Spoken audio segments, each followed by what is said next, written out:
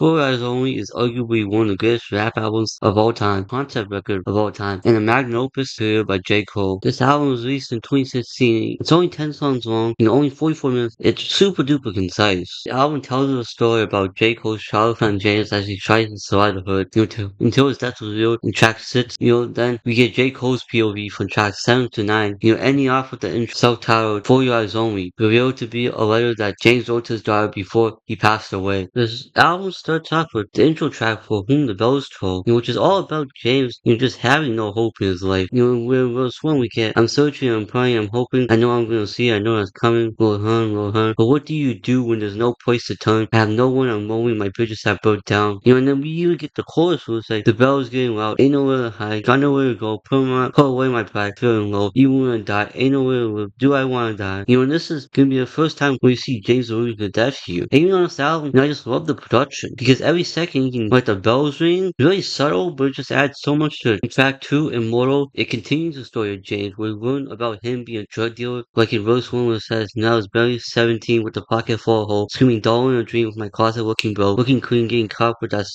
And even in the line 2 it says doll in a dream, it's a reference to J. Cole's mixtape song, where he had a trilogy of songs titled doll in a dream. And even the next line, it alludes, where it says, tell you things that you probably shouldn't know. Have you ever heard the screams when the body hit the floor? Flashbacks to the pain, waking up cold sweats. And I think Drake put this line on here on purpose as a foreshadow to what's gonna happen later on the album. In track 3, Deja Vu, it's the first song on the album where James is talking about love. In verse 1, some people talk about that love at first sight. To keep it real, I don't know whether I believe it's true, but if it is, then tell me if I'm wrong or right. If I fell in love with you before I even knew, I catch your eyes and look away as if it never happened. At times I feel as though I'm caught up in a strange dream. I think this song just continues, where he has no hope. And here we see him contemplating love is real. That, the ending of verse 2 was, every saint got a past, every sinner got a future, every loser got a win, and every winner got to lose someday. It was talking about even saints, were sinners before. Even sinners, you can be saints someday. 5, which is my part 1, we see here James talking about love again. But this time, he's talking about love in a more positive way. With the interlude where it says, catch me, don't you, catch me, don't you, catch me. I fall in love for the first time, and I ain't even trying, don't wanna die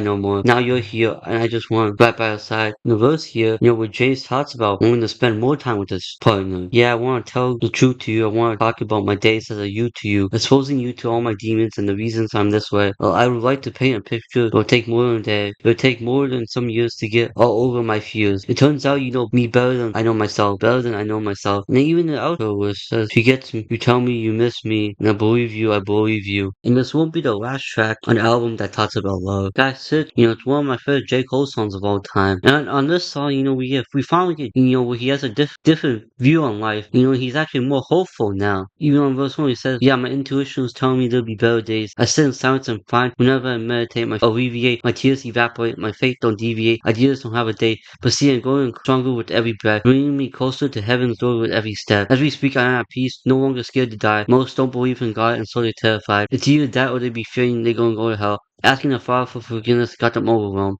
As if she's spiteful like the white force that controls the jail. See, if I believe if God is real, he'll never judge a man, because he knows us all, and therefore he would understand bitterness that make her take his brother life, the bitterness and pain that got him beating on his wife. Isn't the only song on the album, where we get him talking about God. And even on verse 2, he says, yeah, my chosen religion, Jesus peace, frozen from sin, hoping to God, no more intentions, to see a million before I see a casket, I got a baby on the way, no, he won't be a bastard. This was a song about James realizing his faith with God, that he can have a better life, that he does have some hope, that his life can get better. Even on verse which revealed that James has a baby on the way, although, it doesn't specify the gender, it will be revealed later on the outro track. I just love the audio and background vocals on the song, because he just adds so much, it's just background vocals, it seems like that much, but it just adds so much to the song. The second part of the song is actually in J. Cole's point of view now. I remember this back to the time when through their hands, all of a sudden, popping trunk and then we scram, finger on the trigger, make a little understand what it's like to finally be the motherfucking man, eyes wide open, that's when the power that a coward feels, die over bitches, disrespect and dollar bills, bloodshed done, turn the city to a battlefield, I call it poison, you call it real, that's how you feel, pop, pop, pop, pop, pop, pistols be popping and dropping the heartbeats, cattle like roaches, a body weight on concrete, body weight on the concrete, work somebody weight on concrete, no time for that, ain't no looking back, cause I'm running to. I made it home, I woke up and turned on the morning news, overcame with the feeling I can't explain, cause that was my James, that was when he was 22, and then we get like the news, the TV, the news, it says last night at around 7:40, he was 22, 22-year-old black male suspect were putting on the news. Here we get, J. Cole, we was talking about, a time where, they were drug dealing, and then a fight broke out, people started pulling out guns, and he's talking about how, he had time to see what was happening, his first instinct was just to run away, and I just love the outro, to say, we're gathered here today to mourn the life of James McMillan Jr. Tragedy, another tragedy in the black community, we got to do better, people. 22 years old, this boy is too young. The condolences go to his criminal players, we know he's in a better place,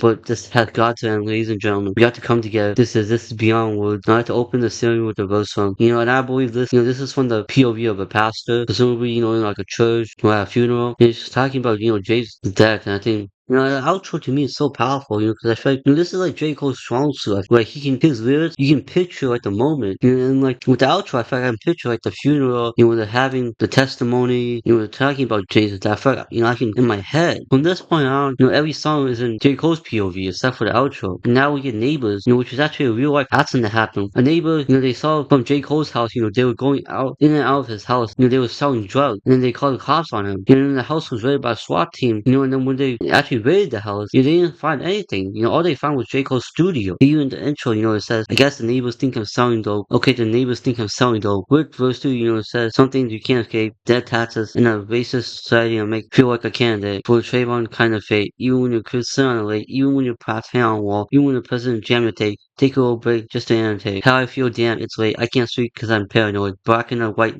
man territory, cops busting with the army guns. No evidence of the harm we done. Just a couple neighbors that assume we saw. Only time they see us, we be on the news in chains. Damn. Often the most overworked track on this album, We Get Folding Clothes, which continues the theme of love on this album. Except this time it's actually in J. Cole's POV. He's talking on the chorus, he says, I want to fold clothes for you. I want to make you feel good. And, and even in verse 2, he says, folding clothes, watching Netflix, catch up on our shows. This might not look like something super important, It seems like folding clothes are just something super small, but even something subtle like this actually goes a long way. And it shows support for your partner. And in this instance, Cole's referencing his wife. And in that song, She's Mine Part 2, we get, on the next song, She's Mine Part 2, we get mostly the same thing. What Dre talks about, for you, I drop tough guy shit on this bus. I said, thinking about you.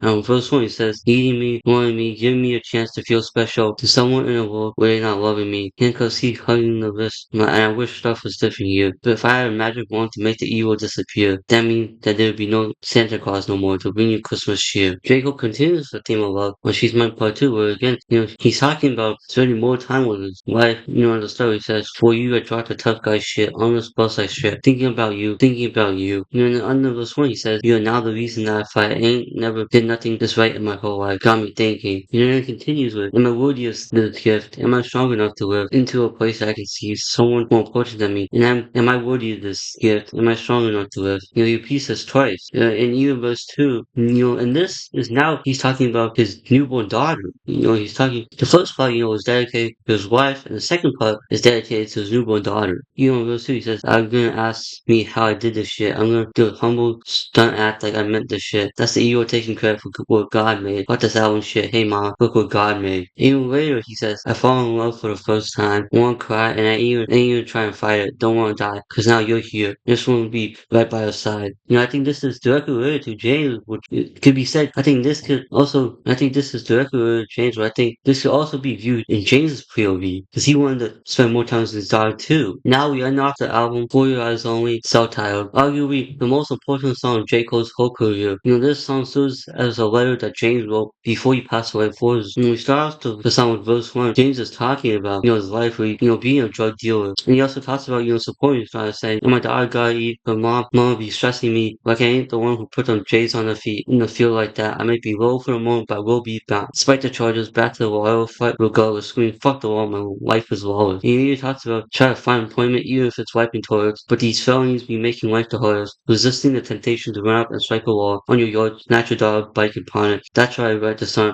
The pressure get too much for me to take and I break. Pray to stay for my dog. I don't even know if my wife was on it. And then verse 2, we get James talking about growing up where he says, but daddy had dreams once, my eyes had a gleam once. Innocence disappeared by age of 8. My pops child, drug rape, mama addicted, so granny raised me in private with Doug was saying. He also talks about picked up the family business by the age of 16, 6 years old was hand sentenced. He talks about how, being a drug dealer because, what happened to his family's past. And again, we get James alluded to that here again. He said, I'm writing this because me and the devil had a dance. Now we see that around the corner, apologizing in advance. Don't know if I ever had a chance. He said, and at the end, he says, took me 2 felonies to see a trap this crooked assassin set for me. Now I fear it's too late for me to ever be the one that set examples that was never set for me. I'm living fast, but not fast enough because karma keep on catching up to me. And if my past becomes death to me, I hope you understand. And I think this is J. Cole realizing his life might be ending soon. And this is, I think, why he, wrote this letter to his daughter. Because he realized that he might not be there to watch his daughter grow. And then even, again, he talks about this on the ending of verse 3 where he says, what will feels one day that you come home and see your father face while hearing tragedy on news. You get a strange feeling your dad gonna lose his life soon. Sadly, if you're listening now, it must be mean a truth, but maybe there's a chance that it's not. This album remains locked in a hard drive by valuable jewels. I can teach you this in person like I'm teaching you to tie your own shoes. I know you, I hope to God I don't lose you, but your eyes only. This is directly, exactly what we saw, on the song Change, where J. Cole came home and, he turned on TV and he saw the news. His friend James died. To end off the song, we get verse 4, which actually in J. Cole's POV. James reading, we get the end of the song, verse 4, which is actually, in J. Cole's POV. Where James was telling J. Cole to say something. To end off the song, we hear verse 4,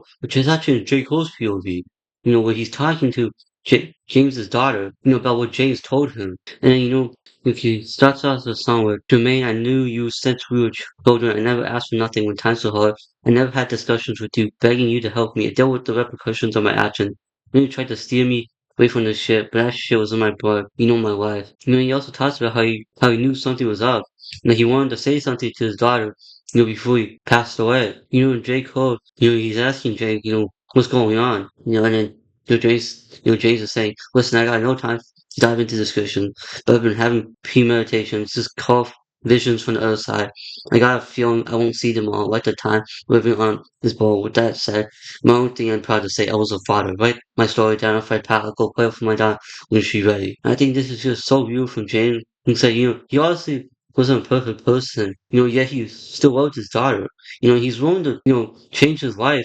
We saw with the previous shots, we actually was starting to get hope, because he had his daughter who's coming into his world. I think at the end of the song was super hard because he was J. Cole saying, girl, your daddy was a real, not because he was cold, not because he was the first one to get some pussy 12-year-old, not because he used to come through in the caddy on some roads, not because he went from bagging up to dance to 7-year-olds, not your daddy was a real, not because he was hard, not because he lived a life of crime and sat behind some bars.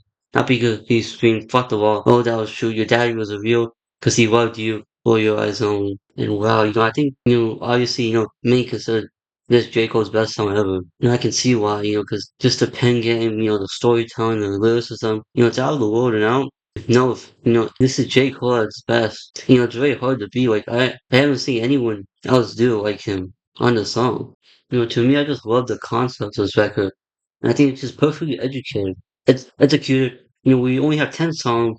It's like 44 minutes long. There's no thrill on this album. It's just from, start to finish, track 1 to 10. It's just no filler.